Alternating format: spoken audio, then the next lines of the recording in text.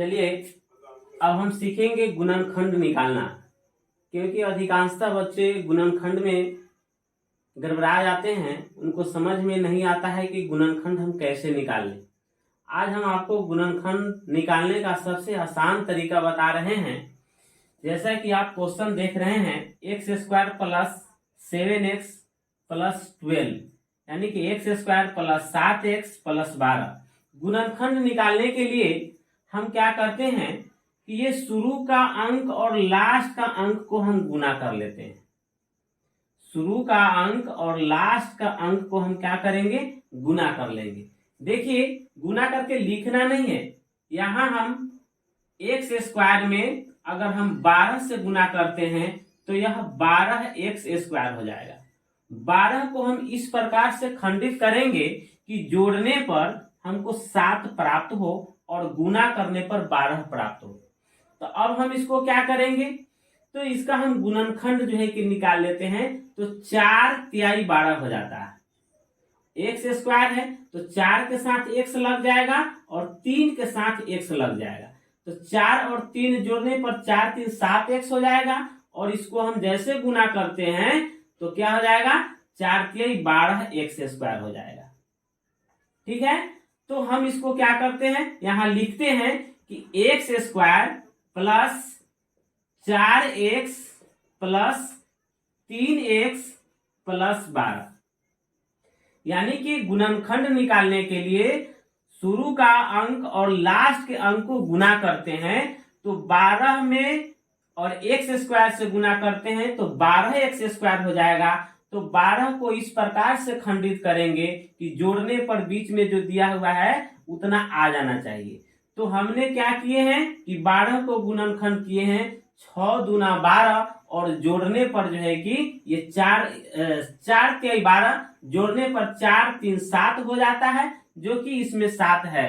अब यहाँ पर देखिए, अब इसके बाद हम क्या करेंगे कि x², अब x² में कौन सी संख्या हम कॉमन लेंगे कि ये गुना करने पर ये दोनों में वह संख्या आना चाहिए। तो x² है तो यहाँ हम x कॉमन ले लेते हैं। तो x² कहने का मतलब है कि x गुने x यानी कि x², इसमें डबल x, तो एक x यहाँ आ गया तो इसमें एक x बच गया। अब यहाँ हम एक x यहाँ पर डाल देते हैं। अब एक x यहाँ डाल देंगे तो तो इसमें से सभी संख्या में गुना होता है, 4 यहाँ हम लिख देते हैं। तो x में x से गुना करेंगे x² हो जाएगा, जो गुना करने पर इसके बराबर में आ जाना चाहिए 4। अब यहाँ x में 4 से गुना करेंगे 4x हो जाता है। तो जो हम इस ब्रैकेट में लिखते हैं वही संख्या हम इधर भी लिखते हैं। अब देखिए, अब इसमें हम क्या करेंगे, वैसी संख्या से हम इसमें गुना करेंगे कि जो गुना करने पर 3x और 12 जो है कि आना चाहिए। यहाँ हम 3 ले लेते हैं तो 3 में 1 से गुना करते हैं तो 3x हो गया और 3 में 4 से गुना करते हैं तो 4 तिहाई 12 हो जाता है। गुना करने पर इतना आ जाता है। ये गुणनखंड यानी इसको खंड खंड में हम इसको बांट दिए। अब इसमें हम क्या करते हैं कि दो संख्या, एक तो ये ब्रैकेट में जो अंक है दोनों में सेम है, हम इसको ले लेते हैं x प्लस 4। अब एक जो ये बाहर में है अंक, इसको हम ले लेते हैं x प्लस 3। तो ये आपका गुणनखंड हो गया। देखिए इसको जांच करने का भी एक तरीका है, हम उस तरीका से हम क्या कर सकते हैं, जांच कर सकते हैं कि ये मेरा गुणनखंड सही है या गलत है। तो इसको जांच करने के लिए देखिए जांच कैसे करेंगे, इस चीज को देख लीजिए। अब यह संख्या है, जैसे कि यहाँ लिखा हुआ है, आंसर आया है x प्लस 4 और x प्लस 3। x प्लस 4 हम जांच कैसे करेंगे, इसको देख लीजिए। x प्लस 3 हम इसको फिर क्या करेंगे, गुना करके देखेंगे कि इसके बराबर में आया कि नहीं। अगर आ जाएगा तो मेरा हिसाब सही है, नहीं आएगा तो मेरा हिसाब गलत है। अब x कॉमन ले लेते हैं, गुना कर लेते हैं और इधर का अंक हम इसमें डाल देते हैं। फिर यहां से प्लस 4 ले लेते हैं, फिर यही अंक इसमें डाल देते हैं।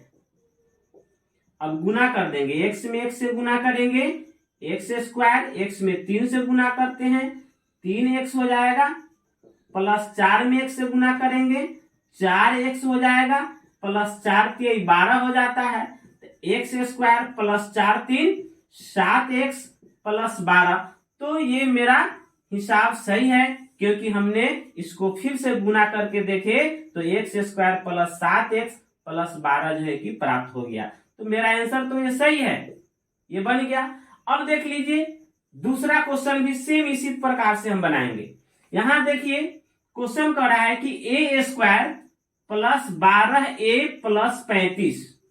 अब हम इसको क्या करेंगे, सेम वही प्रक्रिया करेंगे। शुरू का अंक और लास्ट वाला अंक को हम गुना करते हैं।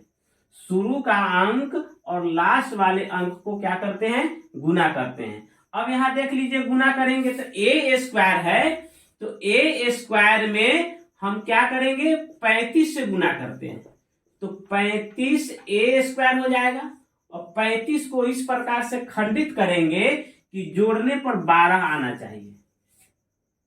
35 ए स्क्वायर को इस प्रकार से गुणनखंड करेंगे, खंडित करेंगे कि जोड़ने पर 12 ए आना चाहिए। अब 12 ए जो है कि कितना आ जाएगा, इसको देख लेंगे कितना हो जाएगा। तो 7 पचे 35 हो जाएगा। कितना हो जाएगा, 7 पचे 35 हो जाता है, यानी कि 7 5 12 इसको जोड़ते हैं तो ये 12 ए आ जाएगा। और गुना करेंगे तो 7 पचे 35 जो है ए स्क्वायर आ जाएगा, आ रहा है। तो हम इसको ले लेते हैं, ए स्क्वायर प्लस 7 पचे 35 हो रहा है, 7a प्लस 5a प्लस 35 हो जाता है। इसमें से सेम कंडीशन यही है, इसमें से a हम कॉमन ले लेते हैं, बच गया a प्लस 7। अब यहां देख लीजिए प्लस 5 ले लेते हैं, जो संख्या इसमें डाले हैं वही संख्या इसमें भी हम डालेंगे।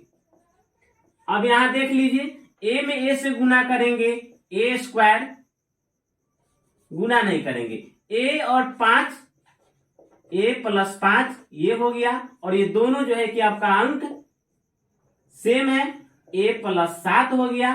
अब यही आपका जो है कि आंसर हो गया। अगर इसको जांच करना चाहते हैं तो इस प्रकार से आप जांच कर सकते हैं। जांच करने के लिए इसको गुना कर दीजिए, आपका आंसर जो है कि इसके बराबर अगर आ जाता है तो सही है। समझ में आया। देखिए इसमें क्या करना है कि शुरू का अंक और लास्ट वाला अंक को गुना कर लेते हैं। 35 में ए स्क्वायर से अगर गुना करेंगे तो 35 ए स्क्वायर हो जाएगा।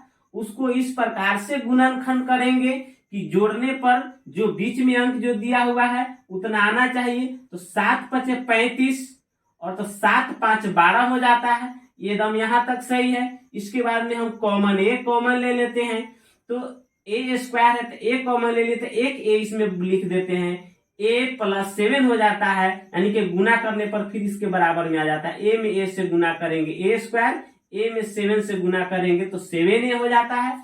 अब यहाँ जो है कि 5 में ए से गुना करते हैं तो 5a हो जाता है, और 5 में फिर जो है कि 7 से गुना करते हैं तो 35 हो जाता है। अब यहाँ देख लीजिए जो बाहर दिया हुआ है अंक उसको हम यहाँ पर लिख देते हैं a प्लस 5, और ये दोनों ब्रैकेट में सेम है उसमें से कोई एक लिख लेते हैं a प्लस 7। ये आपका जो है कि आंसर हो गया। इसको जांचने के लिए क्या करेंगे, फिर उसी प्रकार गुना कर देते हैं दोनों को। a प्लस 5 को हम क्या करेंगे, a प्लस 7 से हम गुना कर लेते हैं, देख लेते हैं, जांच कर लेते हैं कि आखिर कि मेरा ये गुणनखंड सही है या गलत है। a कॉमन ले लेते हैं, इधर का अंक a प्लस 7 प्लस यहाँ 5, जो इसमें संख्या है वही संख्या यहाँ पर ले लेते हैं a प्लस 7।